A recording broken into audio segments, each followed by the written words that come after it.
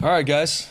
Well, thank you as always for taking time to be here and listen to me. So always look forward to seeing you guys on Monday, and really proud of our team and how we've continued to learn and grow each week. Still got a long way to go, but excited to continue to be on that journey with them.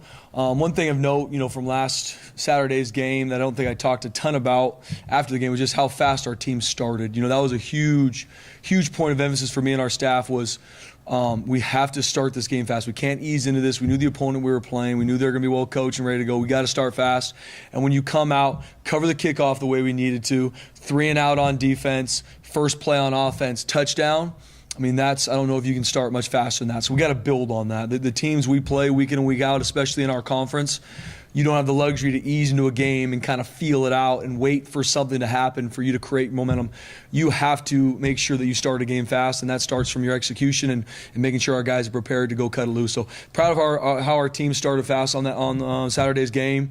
And proud of a lot of different things we did. Like I said, I want to give another shout out to Maddox Madsen. I think that was his best game all season. Continues to learn and grow from some of the things that we needed him to improve on, and he did. And he played really well on Saturday. Was able to get the ball to a lot of receivers. A lot of our receivers were able to make a lot of big plays, which is huge for them. Our O-line continues to keep our quarterbacks off the ground, which is huge. We got to continue to build the depth in our O-line. But two guys to give a shout out to. Cage Casey, Ben Dooley, playing at a high level on our O-line. They continue to anchor. We've got a lot of really good guys rotating through and playing. Be able to get the brothers on the field together, Jason and Jake Steele, was really cool to do. I know me and my brother Ethan would have loved to play O-line together. That's just not how God built us.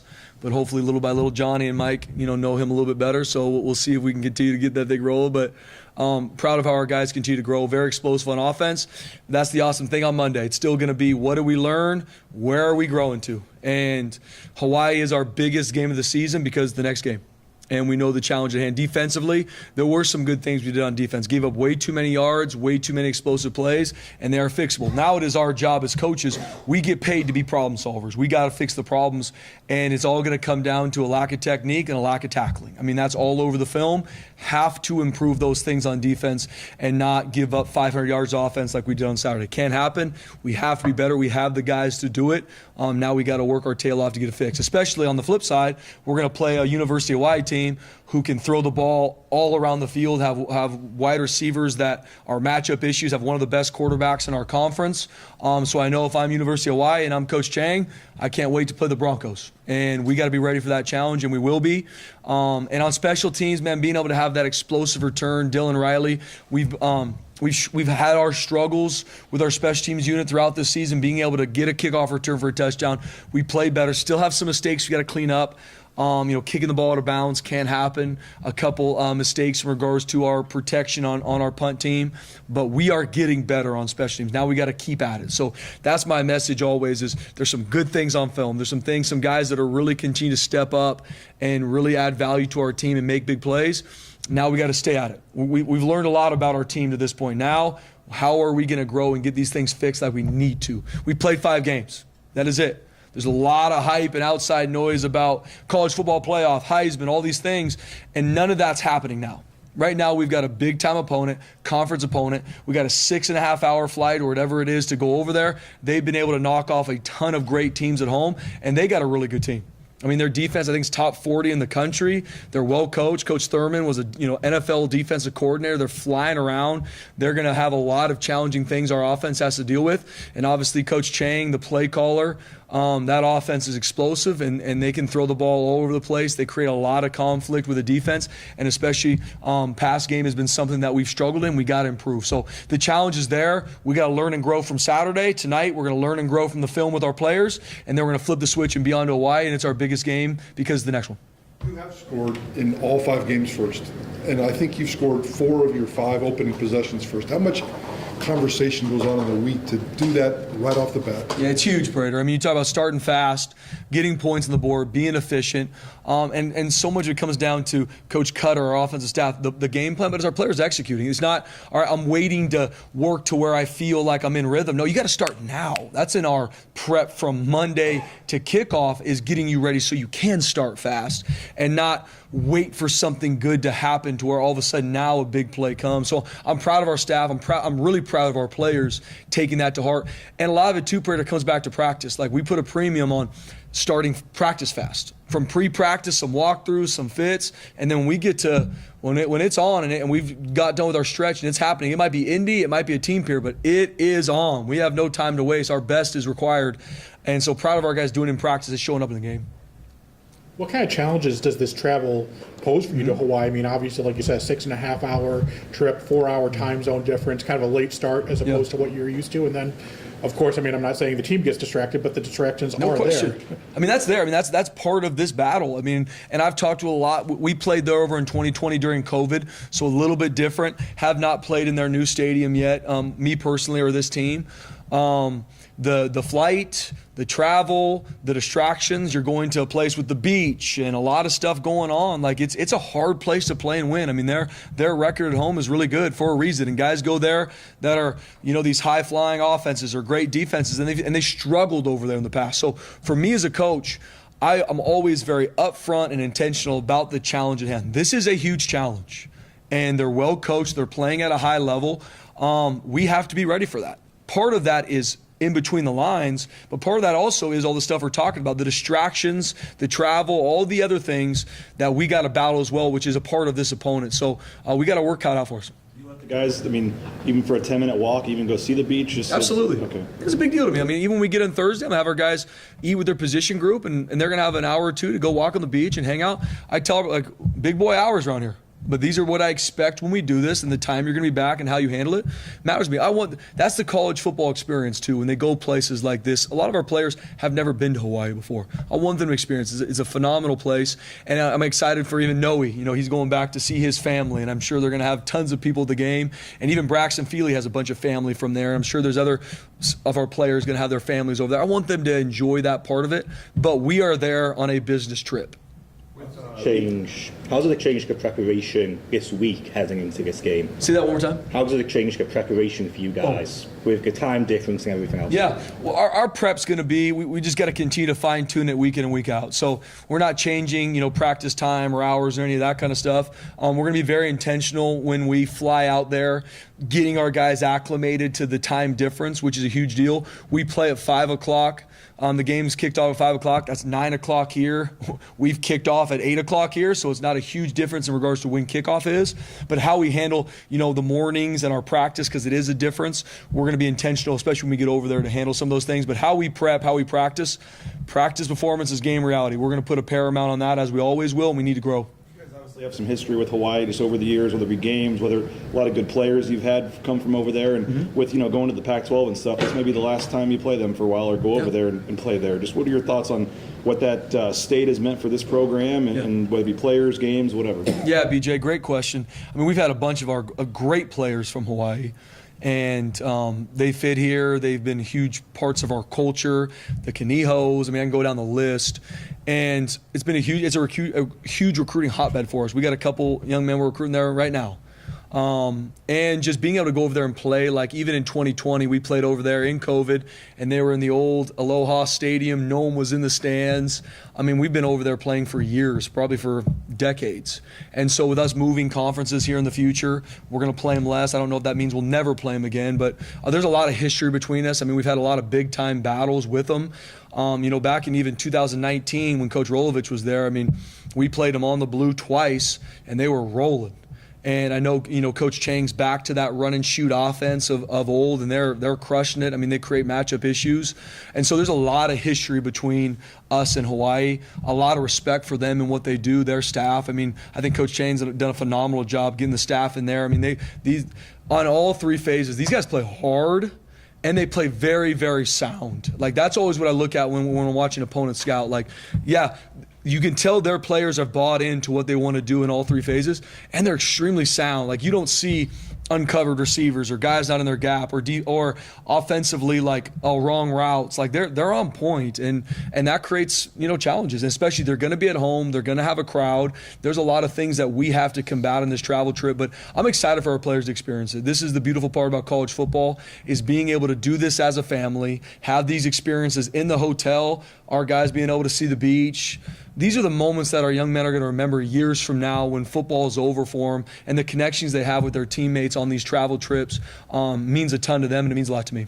What do you see in Schrager, the quarterback, with Ashlock, the receiver. It looks like the numbers just pop for those guys. Yeah. It's kind of like the Petrus and Royals from Utah State. So what do you see in them? Maybe how do they compare with what the two guys from Utah State have? Yeah, that's one of the most dynamic combinations especially in our conference. And I know even going into this season, doing some preseason opponent scout on our schedule, and especially teams we hadn't played in a couple years, Hawaii being one of them.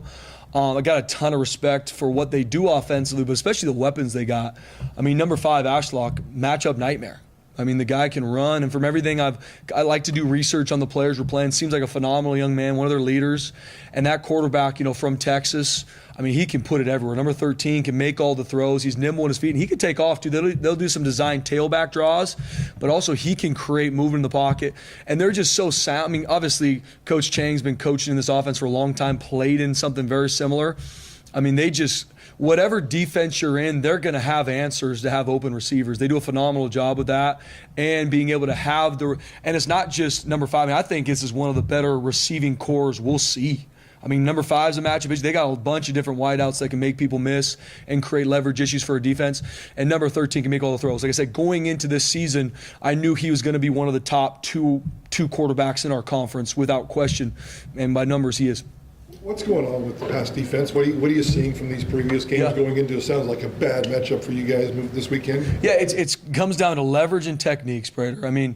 There is a time on film, like I said, a perfect example for me, with not getting into it. Coach Chin calls a post defense. Nobody's in the post. So for me, we're looking at it from all phases. Is it we're not getting the signals? Is it lack of techniques? And a lot of what shows up on film right now is we are not executing our technique. These are day one techniques. When you come to play Boise State football, we teach you these techniques. There's been a drop-off. And that's on me as the head coach. It's on our defensive coaches to get it fixed. We have young men that want to improve. That's not a battle. It's not a, hey, guys, we need you to work harder. No, our guys train. They don't run from hard work. Now, we have to make sure we fine-tune these details. If, in this call, you're outside leverage. You have to be outside leverage, non-negotiable. And we weren't that way on Saturday. There was too much. There was some good stuff on defense. Obviously, when you give up 500 yards of offense, that's not going to be talked about. That's the reality when on defense. But we got to be more consistent with our techniques, and we have to tackle better. If we played with better techniques, we tackle better, that's a whole different situation. As you've seen Maddox kind of almost at the midway point in his first full season as a starter, how have you seen him kind of adjust and grow to living and working in that role? And if you look at it right now, he has the #1 QB efficiency rating in the Mountain West Conference. Mm-hmm. Everything Maddox gets right now is earned and deserved because of how he practices and how he preps. And right now I'm seeing a young man continually get in rhythm. Not only in how he himself plays the position, Jay, but how he's leading his teammates. It was great to see that last week. Him grabbing more guys, him being able to be more of a vocal leader. He's a calm, cool, collected competitor, ice in his veins young man, but him being able to grab a couple more guys and say, hey, that's what we're looking for, man. This is going to be really good. And even in game, seeing him do a lot more. So he's coming into his own. And that's what happens when the more reps you get when you execute and you're successful, and especially off of not playing a very consistent game against Washington State, him being able to flip the switch, have a great week of practice, and play the way he did on Saturday, cannot be more proud of. And I also know he's only going to continue to get better because of how he works. Those intangibles, whether it be grabbing guys, leadership, stuff like that. For you, how important is that to see that out of your QB? It's huge. It's a huge deal. That position has to do those things. It's not maybe that's not his personality. I get that.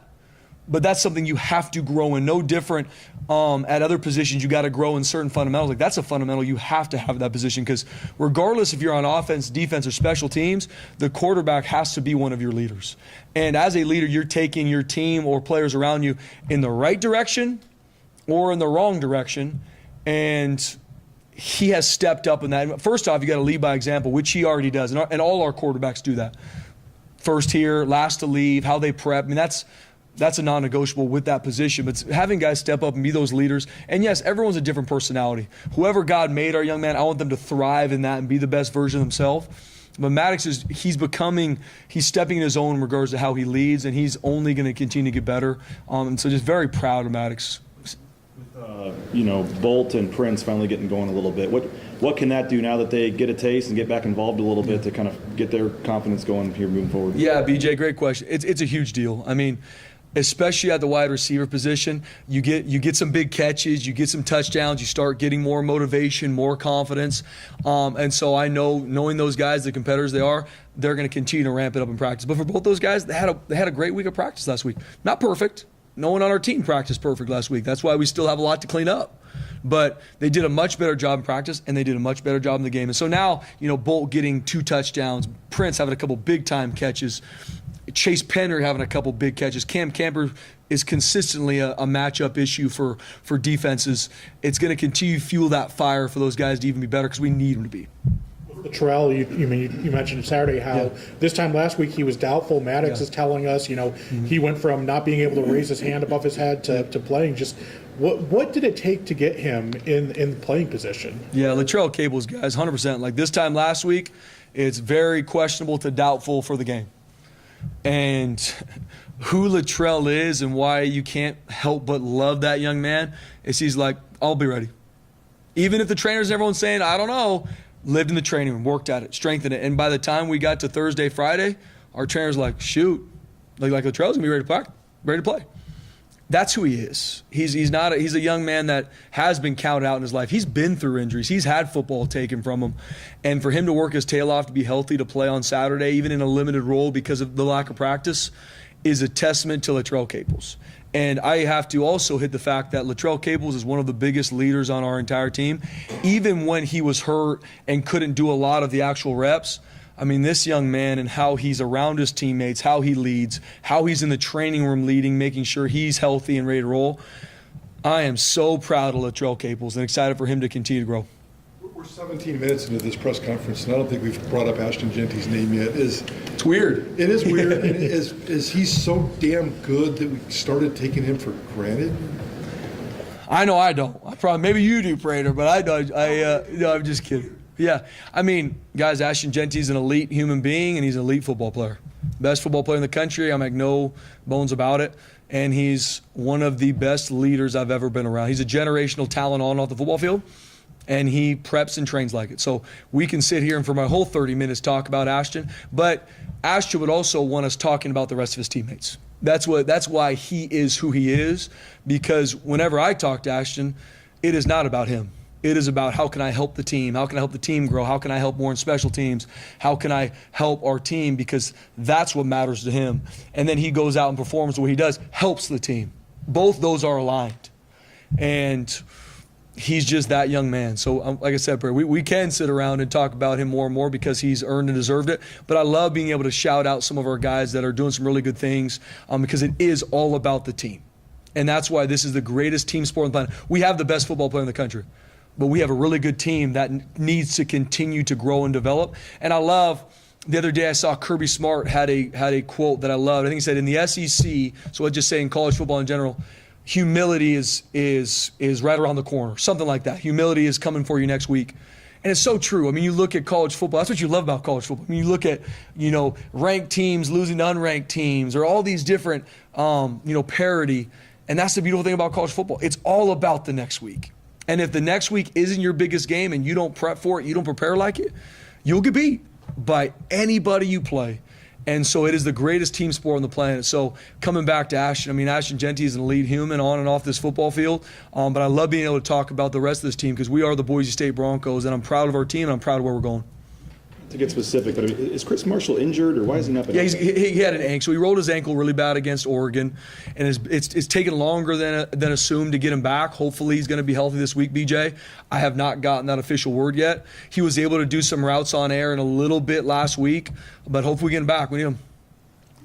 You mentioned being a developmental program, and I know we've talked about getting guys down the depth chart into games. When did you decide that you wanted to make that a point of emphasis, and where did, I don't know if you got advice on that or where that came from, because it definitely seems like you're getting the guys a little bit earlier than maybe probably the past decade or so, would have gotten into those types of games. Yeah, Jay, I mean, on offense, just as a zone, we played 25 guys on offense on Saturday. It's a huge deal to me for the future of this program because I'm a firm believer the only way to get better at playing this game is to play it.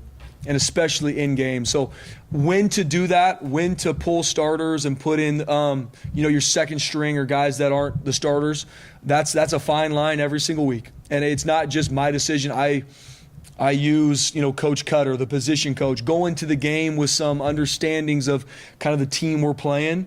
So try and be prepared in every situation. But there's constant conversations in regards to that with Jay on offense, on defense, on special teams, because we got to get our guys out there to play, especially guys that in practice, you're kind of seeing them, Jay, do a good job, right? Man, this guy's growing. Let's go see how he does when we put him in the game. Because that's the only way he's going to grow and develop, and that's the only way me as a coach can give that young man truth. Because if a guy never been in the game, they're going to be like, Coach, give me a shot. Give me a shot.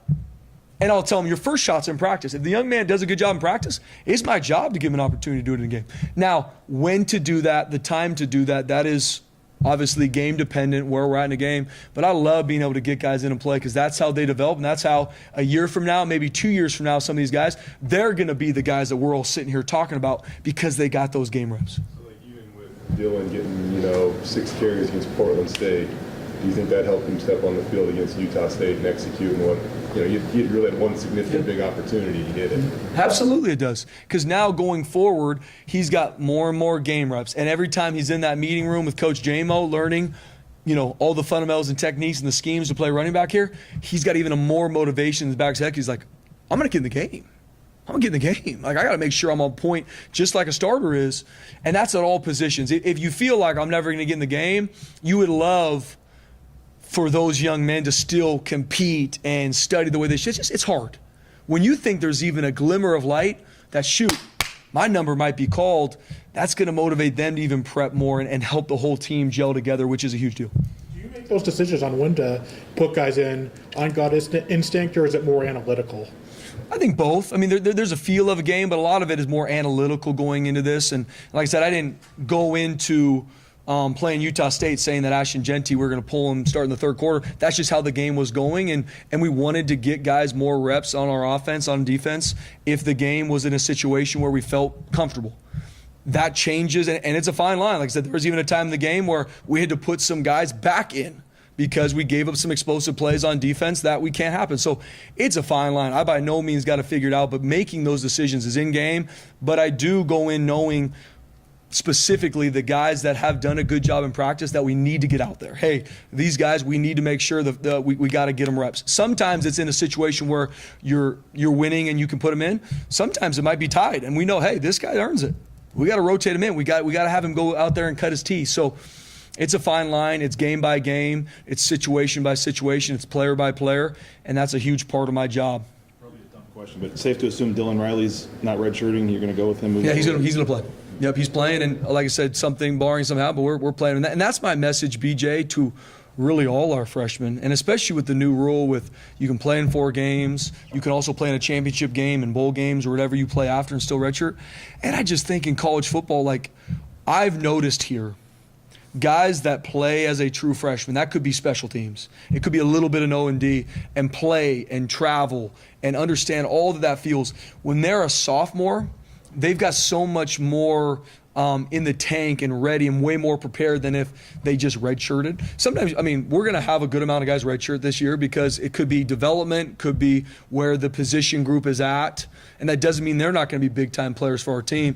But guys like Dylan Riley, and there's a couple others that are playing on special teams, traveling to every game, maybe going to get in late in the game on O&D, they will be so much better in spring ball 2025. And they'll be even bigger part of our team come fall camp next year, which matters. We're a developmental program. So I keep saying we need our freshmen to develop. We're not going to go to the portal in junior college and fix an issue. We got to make sure our freshmen, sophomores are those guys because those are our best players. On kickoff, you guys rotate quite a few bodies back there, especially these last few games. Is that just give a guy an opportunity, or let's see who hits this and maybe it sticks, or what is the thought there? Yeah, it's first off finding our best 11 on our kickoff unit. We've seen it go sideways in the past, and so we want to find who are our best 10 cover guys and who's our best kicker. Who can hopefully kick it out of the end zone and get a touchback, and or who can start to do some different, jump kicks, for lack of better words, to help throw a team off. We want to be on the cutting edge schematically, and so a lot of it in game is adjustments. and seeing who's doing it well, Jay, who's not. Do we got to make changes, not only with our specialists, but also even with some cover guys? Because now the beauty with iPads, you're not waiting till Sunday to be like, oh, that's what was happening. You know right away. This guy missed his block. This guy got blocked. This guy wasn't where he's supposed to be. Like, the information and intel comes quicker than it ever has. And now it's our job as coaches to make in-game adjustments, either A, personnel, or B, schematically, because that's what's happening against us. That's kind of my next point. You go back to that fourth down stop even by Marco the week before, Yep. and they were mentioning as the iPads they were able to make that adjustment on.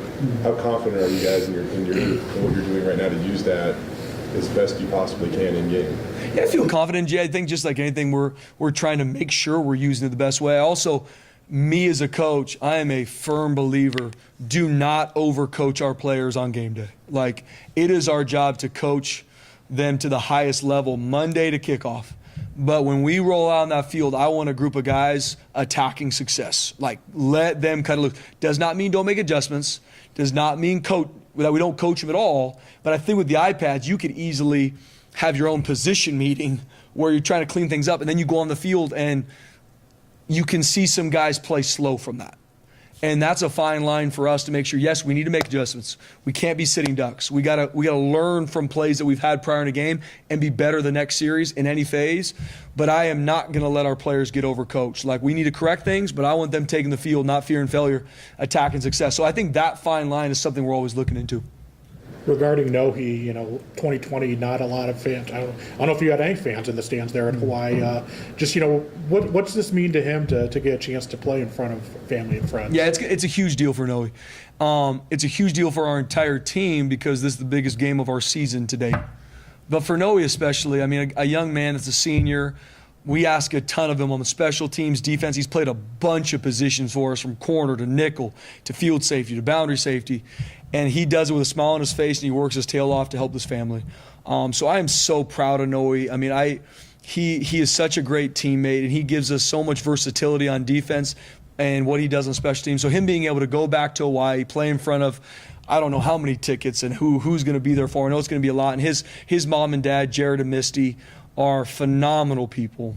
The first time that I met the Canijos was Kala's official visit back in January 2017.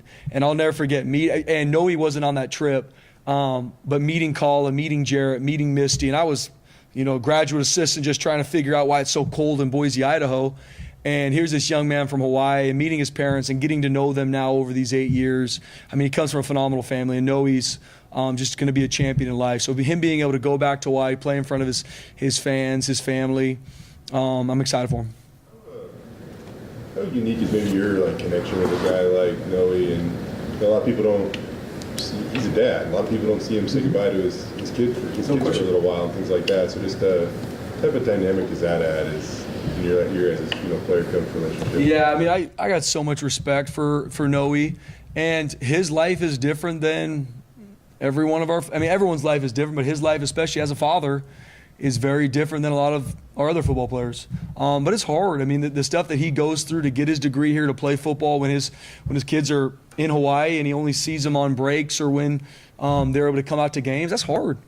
I mean, I tell him, I can't imagine, only seeing my girls for those small amount of time. But it's a sacrifice he's willing to make because he knows he's betting on the long term. He's getting his degree. He's working his tail off to be a part of this football team and help us. And he knows long term that he's going to be able to take care of his family the right way.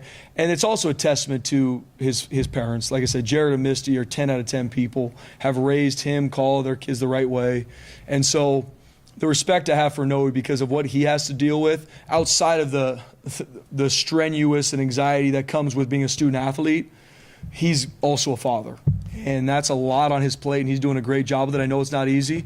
And so I just got a ton of respect for him. I know his teammates do too, the sacrifice that he has, being here every day, being early, all the stuff that we demand of him, and his kids aren't around. So him being able to see his family this weekend, see his kids, he deserves it. Anything else? All right, thank you. Thanks, man. Appreciate it, fellas. Thanks, Coach. BJ, see you in a couple days, brother. Sounds good. Thanks, fellas.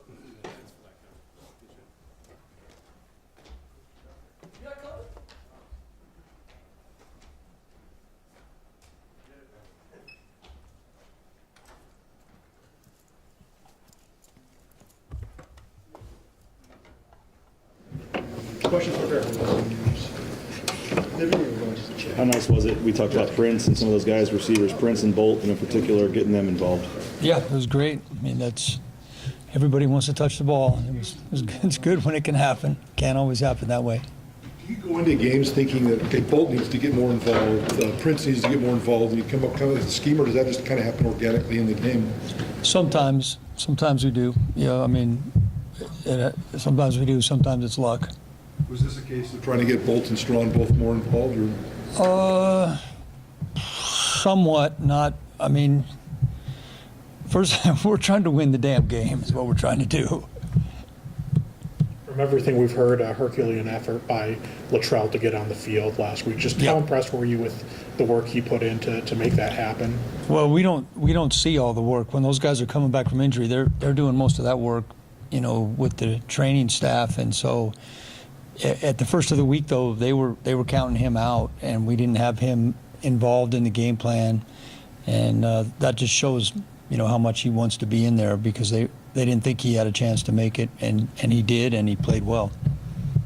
Is the ability to not get sacked a developed skill that a quarterback learns and works on, and just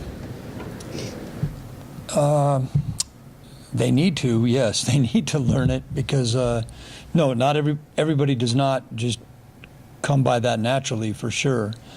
And I think that's one of the things Maddox is doing a great job of. I mean, I don't know if Spencer gave you, but our first group has 0 sacks on the year as far as giving up. Mad Dog got sacked one time in one of those early games, and that was just good coverage. I mean, they just covered us. We didn't have a good enough scheme on, and Mad Dog ran it for a -1, and we got a sack. The other 3 sacks are all with either backup O-line or backup quarterback in there. So I think that's one of the things we've done the best job of, is not turning it over and not having sacks. Because when you're behind the chains, it's just tough. It's tough. When we're ahead of the chains, we're pretty good.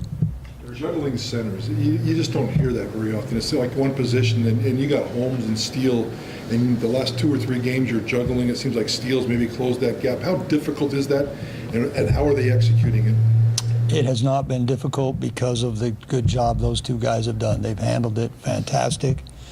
I'll go back and say again, the guys that they're replacing, the guy that they're replacing in Mason is a all-conference type player. They've stepped into big shoes. They've complemented each other well. They've worked together on it. They have some different strengths and weaknesses, and it's been a much bigger deal outside the building than it has been inside the building. From the week 1 of fall camp to right now, what's like your most noticeable thing about the growth of Maddox Madsen settling into his first full season as a starter? And I mean, like I said, if you look at the numbers right now, he is now the number 1, has the number 1 QB efficiency rating in the Mountain West Conference. So from that week 1 to right now, what's the biggest growth or most noticeable growth for him? That's a hard one. I think when you're the quarterback at Boise State, expectations are high from outside as well as from inside, and living up to those expectations is not always easy. I think it's taken some time to get everybody on the same page as far as receiver-wise. We're working with a lot of different guys. We've had 8 guys playing roles in there. There was a couple really good examples in the game of the first touchdown. I mean, we turned the defensive end loose, the one he threw to Camper, and so there was I made a cut up of 4 plays where Mad Dog got to the backside of a read, and the receiver was exactly where he was supposed to be, exactly when he was supposed to be there. That's not easy. I mean, we've struggled with that, and our passing game has not been where it needed to be, and it was a lot closer last week. So part of it's just getting everybody on the same page. You mentioned last week that maybe, I think if I get a picture, if you start trying to aim the ball, you're going to be in trouble, right? And so I think you kind of mentioned something kind of like that with him against, 2 weeks ago. Yep. That's a mental thing. So how do you get that out or flush that so you don't do that? Because it's kind of easier said than done. Your coach yells at you a lot and says some swear words to you. most of these players are harder on themselves than any coach is going to be. And, Mad Dog's a perfectionist, like a lot of our guys. He's not the only one. And, he's the son of a coach, so I'm sure he was hearing it from his dad. He was definitely hearing it from me. And just the pressure he put on himself to get back.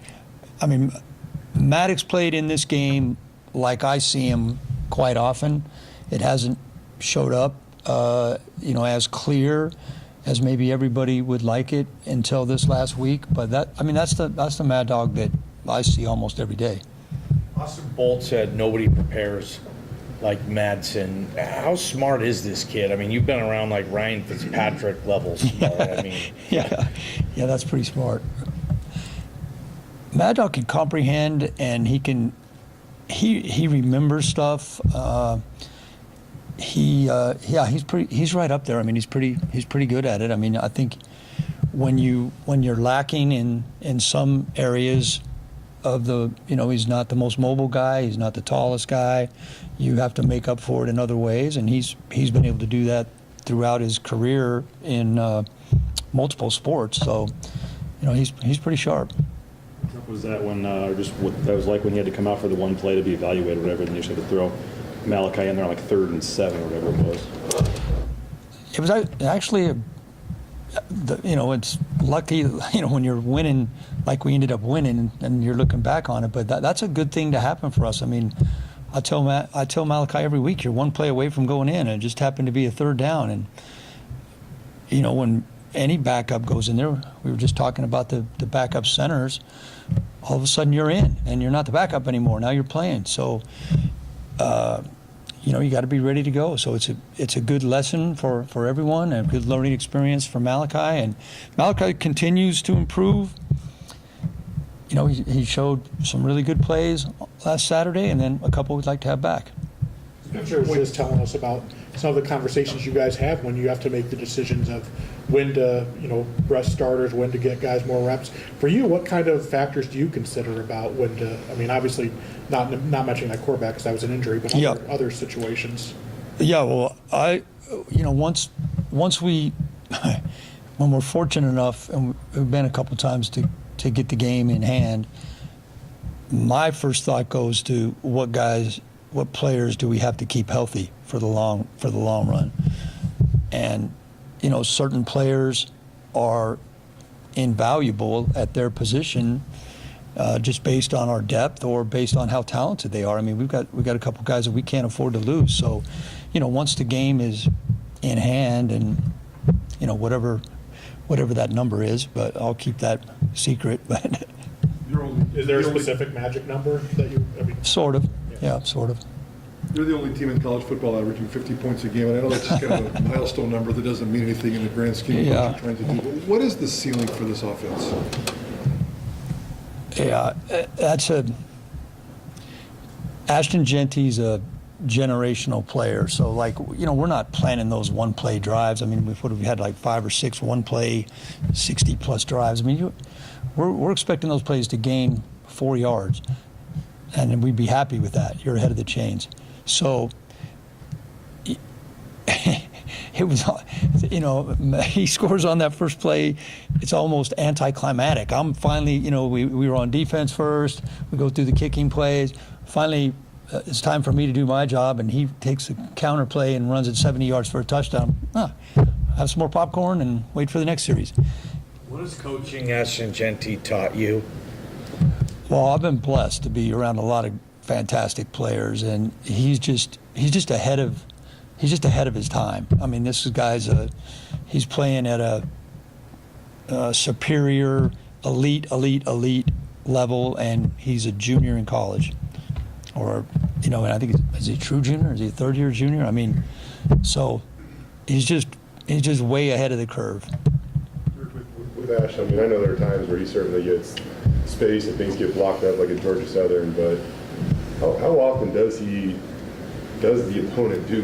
I mean, they fit a run right, and he still finds a way to go 70. Oh yeah, there's plenty. I mean, the Washington State game, there was a lot of them in that Washington State game.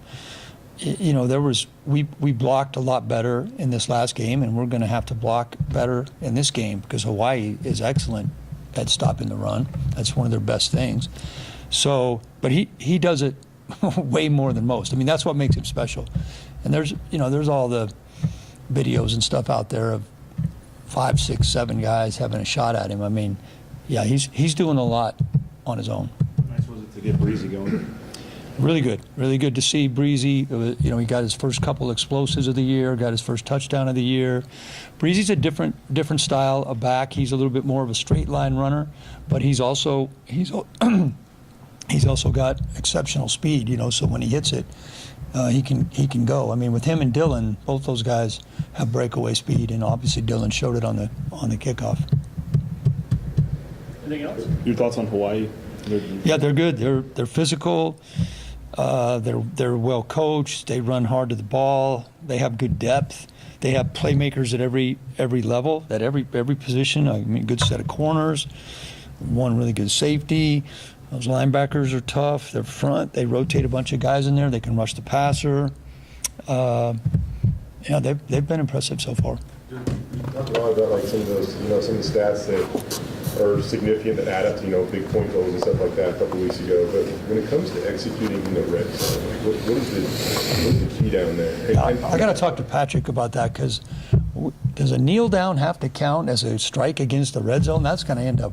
That hurts, man. That hurts. We can't catch Navy. We can't catch Navy if we're counting kneel downs. There's got to be a way around that rule. But we've been so fortunate. One year when I was in the NFL, the Titans led the NFL in red zone touchdown percentage, and a good friend of mine was a receiver coach. I go, what was you guys' secret to being so good and so productive in the red zone? And he goes, well, we ran the shit out of the ball and we got lucky in the passing game. So, yeah, I guess that's what we're doing right now. Anything else? Should have gone down to 21, I guess. Thanks, Coach. Do you put that on a shirt, Dirk? No. Like that? I would appreciate you guys that you put that in. I was just for in here. Nobody tell me streamers. Guys, how we doing? Question for Chin?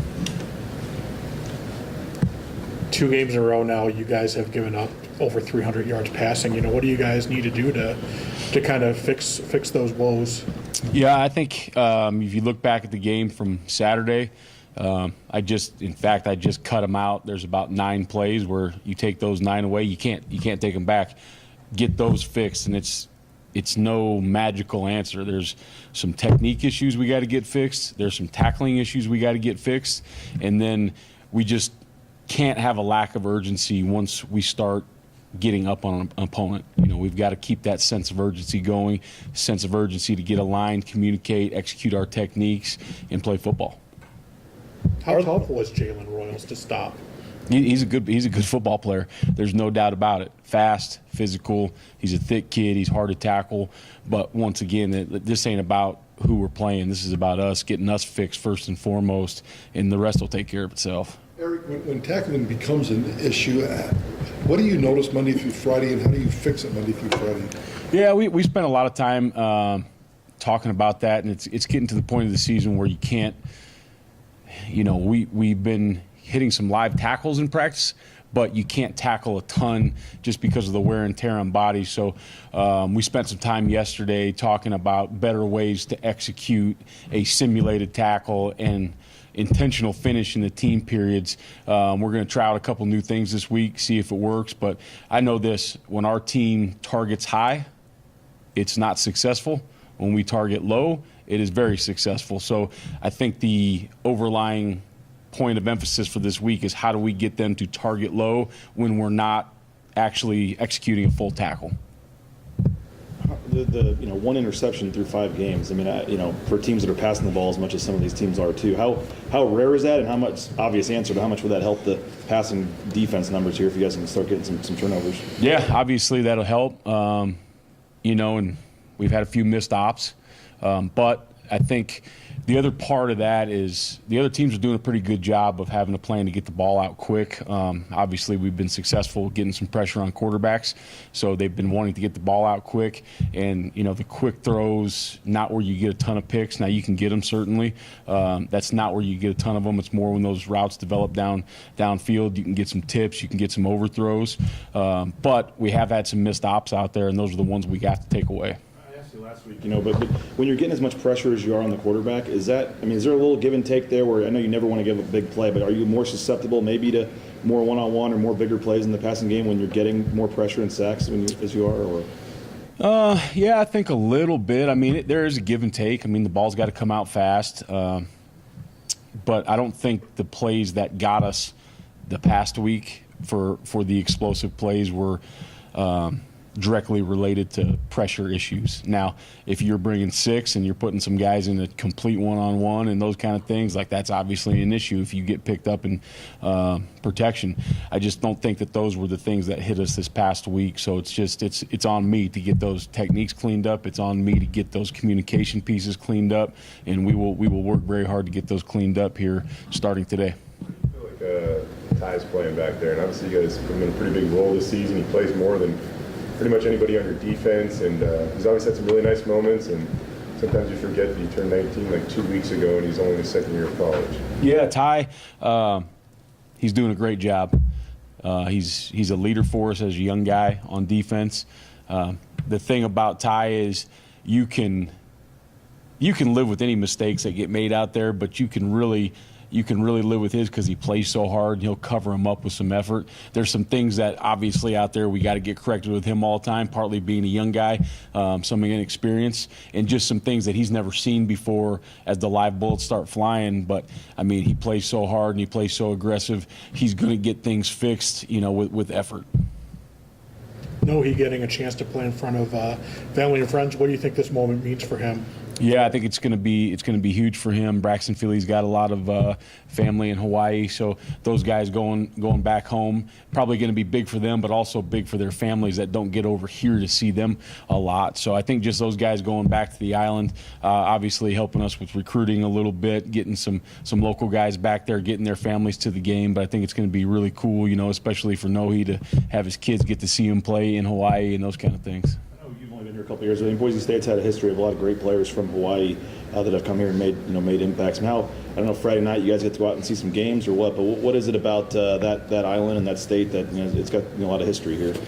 Yeah, I think just those guys on the island. It's when you're on the West Coast, you almost treat that, no matter where you're at, you almost treat that like an in-state recruiting area because there is a lot of guys that want to get to the mainland for a little bit.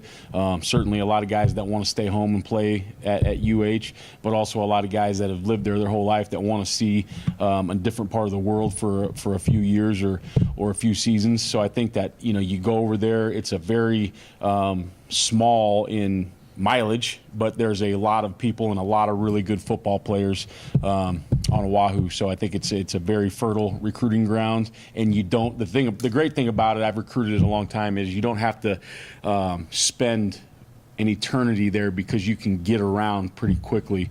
So you can to do one state in 4 days or a week is pretty unheard of.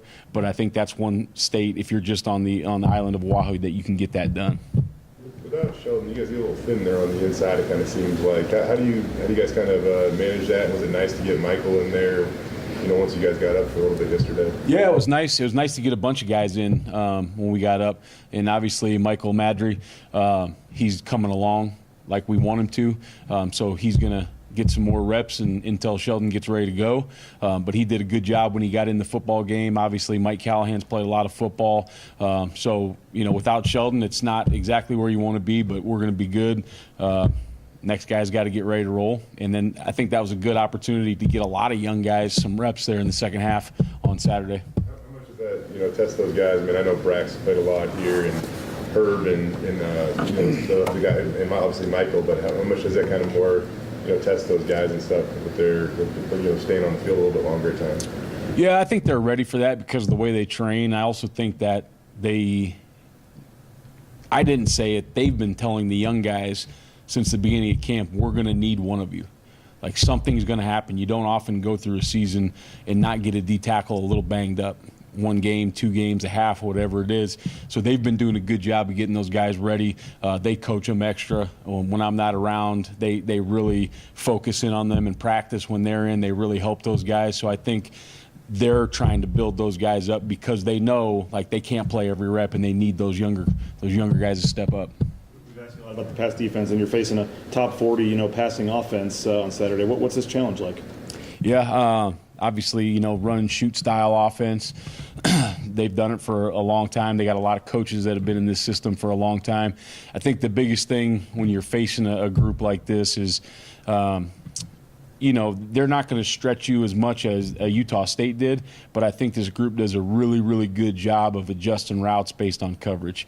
So they can call a lot of their base plays, and it can look much, much different play in and play out depending on if you're playing cover 3 or cover 2 or quarters or man.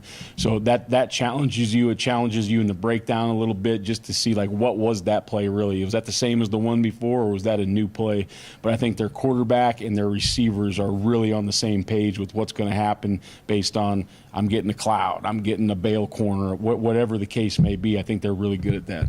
Your quarterback's been pretty accurate this year. What do you have to do to throw him off his game?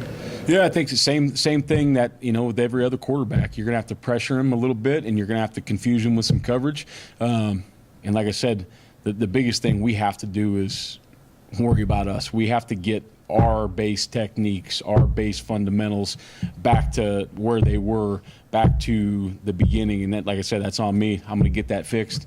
And we have to really communicate based on, because the Hawaii will give you some, I wouldn't say the formations, there's not a huge variation in formations, but there is a variation in the splits. So what tools and coverage do we want to play based on what splits are being shown? With that pressure, you got a sack on the first game against Utah State, but then that was the only sack of the game. How much focus is that going to be to get more pressure consistently throughout? Yeah, I think we will try to get a little more pressure. Once again, I thought Utah State did a really good job of getting that ball out quick. We did get a lot of hits on the quarterback. We just didn't get a bunch of sacks. So I think they had a really good plan to get that ball out of his hands. Are any of the numbers skewed just because you're up so many points in games, and whether it's backups coming in or whether it's just other teams just trying to throw it every play because they're down by 30? Do you at all say maybe the numbers aren't as bad, or you're not playing as bad as the numbers look because of that? Or Yeah, probably all the above, but that is what it is, and we got stuff to fix. So that certainly is a part of it, but there's also a part where that has nothing to do with it, and we got to get things fixed. So, I don't. You can make stats any way you want, right? Like, you gave up 2 big run plays on the end of the half when you're in Hail Mary defense, and those still go in the run stats. But I can't do anything about it. All I know is we've got to get some things fixed, and we're going to get those fixed, and I'll let the stats, like Patrick tries to give me the stats after every game. I tell him I know I was there, So Jeremiah Irby, last week you talked about getting Banks coming up. Is there a point now where maybe Banks is challenging to take Jeremiah Irby's spot as a starter? Yeah, I think Banks right now, and Jeremiah's played really good football. Banks has to just be more consistent. I thought he played his best game as a Bronco on Saturday. He did some really nice things. I think he was in 49 snaps or something like that. So he's playing better on special teams. He's playing better on defense. And once that consistency grows, then we can talk about, do you take somebody's job or are you just in the rotation right now? But he's playing. His game has elevated quite a bit since week 1. I was really proud of what he did out there on Saturday. It seemed like he did probably one of his better games. What's like the challenge there is trying to fit into a new program, I guess, like he's had to do, because you could see it from the beginning, but now but really starting to connect, I guess. Yeah, I think he had some things working against him, coming into a new program, getting here a little bit later than everybody else, coming off of an injury at his previous school. So there's a lot of things to deal with. It wasn't just, hey, I'm getting to a new system, I got to learn that. There was a plethora of things that he was trying to work through. So I think he's done a really good job getting himself in position to where he's at, and I think he's just going to continue to get better. kind of asked you about Ahmed recently. I know we probably asked you about him every week, but just his level of consistency. Like, where do you think he's at with that? I mean, like, he had nine straight games with a sack at one point in time last year. He's on a nice little run again this year. Like, he did, I feel like he played fine on Saturday too. But like, where's his level of consistency at? Yeah, I think he's super consistent. He plays hard. Rarely is it, what was he doing on that one? Like, he does his job. He executes his techniques. He plays at a really, really high level. He plays at maximum effort. And good things are going to happen for him, and they're going to continue to happen to him at Boise State, and they're going to continue to happen for him in the National Football League when he gets a shot there too. He's just a really consistent player. Anything else? Thanks, gents. All right, thank you. Thanks, sir. Thank you.